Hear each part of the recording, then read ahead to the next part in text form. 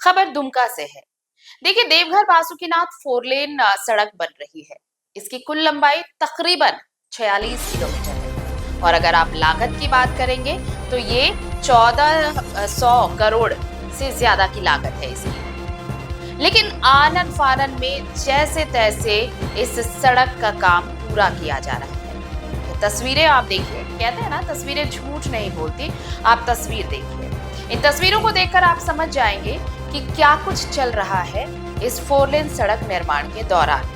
ये तस्वीर आप देख रहे हैं, ये देवघर बासुकीनाथ फोर लेन, और बहुत तेजी से इसका काम भी चल रहा है। इसमें अभी और समय लग सकता है, लेकिन अब आपको बता दें कि यहाँ जो NH 114A फोर लेन सड़क निर्माण कार्य को अधिकारियों के ढुलमुल रवैये के कारण जैसे तैसे पूरा किया जा रहा है। बासुकीनाथ दुमका मार्ग में सरडीहा के पास पोकलेन की मदद से तालाब नुमा गड्ढे 3 जगह कराए गए हैं, जिसमें सरकारी भूमि होने की आशंका है। इसके साथ ही देवघर की ओर अगर आप जाते हैं तो उस रास्ते भी कई जगह पोकलेन की मदद से गड्ढे किए गए हैं और इसका सीधा सीधा फायदा सड़क निर्माण कर रहे संवेदक को हो रहा है।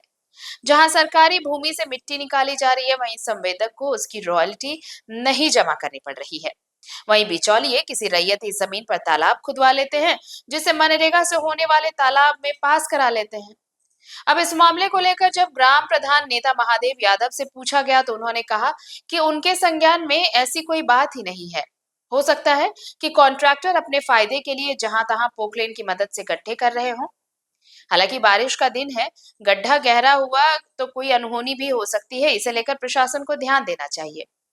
और जब यही पूरा मामला लेकर जरमुंडी अंचल अधिकारी संजय कुमार से सवाल किया गया तो उन्होंने अपने कार्यालय के कर्मियों द्वारा इसकी जांच करवाई और इसमें सत्यता भी पाई गई।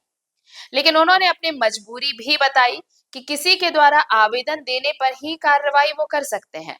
सवाल है कि जो अंचलाधिकारी हैं और अंचल की जमीन बचाने की जिम्मेवारी जिन पर हो, उन्हें किसी शिकायत की दरकार क्यों, उन्हें किसी आवेदन की दरकार क्यों? सूत्र ये कहते हैं कि NH 114A फोर लेन सड़क निर्माण कार्य के जो कर्मचारी हैं उनकी पहुंच स्थानीय प्रशासन के साथ अच्छे तरीके से है। ऐसे में स्थानीय प्रशासन को कार्रवाई करने में थोड़ी हिचक रहती है और यही वजह है कि अब तक इस पर एक्शन नहीं लिया गया है। और देखिए, इस पूरे मामले पर हमने जरमुंडी के जो अंचलाधिकारी हैं संजय कुमार, हमने उनसे बात करने की कोशिश भी की। हम चाहते तो उनकी इस पूरे बातचीत को आपके सामने ला सकते थे। और जैसा कि हमने पहले भी बताया कि जब उनके पास ये शिकायत गई थी तो उन्होंने अपने स्तर से जांच भी करवाई थी और जांच में ये मामला सही भी पाया गया था।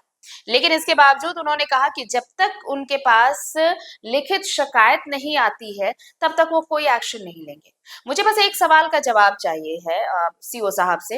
हालांकि जब मैं उनसे बात कर रही थी तो उन्होंने मुझे फिर से ये कहा कि जांच प्रतिवेदन जब तक आता नहीं वो जांच नहीं करा सकते, इन्वेस्टिगेट नहीं करा सकते, और अगर जब तक जांच रिपोर्ट नहीं आएगी तो वो एक्शन कैसे लेंगे। अंचलाधिकारी के पास कितनी बड़ी जिम्मेवारी होती है ये सब जानते हैं। अंचलाधिकारी को यह हक है कि अगर सरकार की किसी जमीन पर इंक्रोचमेंट हो रहा है, अगर सरकार की किसी जमीन पर किसी तरह का अवैध कोई निर्माण हो रहा है या डोभा बनाया जा रहा है या फिर और कोई काम हो रहा है, तो अंचलाधिकारी की ये जवाबदेही है कि उसकी वो मॉनिटरिंग करे और इस पर एक्शन ले। क्या जरमुंडी के सीओ साहब संजय कुमार को ये बातें नहीं पता?